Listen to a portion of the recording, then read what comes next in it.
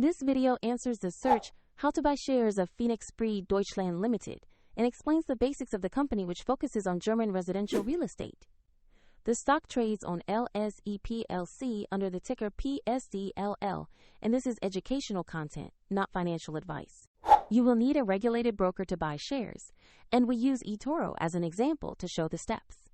After signing up, you must verify your account, usually by uploading an identity document, and then add funds to your account before buying. Use the platform search bar and enter the ticker PSDL.L to find the listing. Make sure you select the correct London Stock Exchange result for Phoenix Spree Deutschland Limited.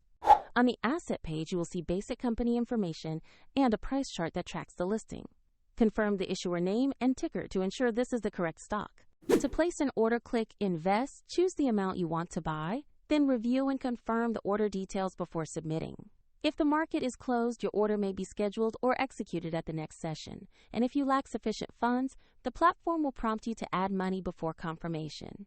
After the trade, you will see the position in your portfolio, and you can monitor it from there. A link to the example broker is in the description for reference.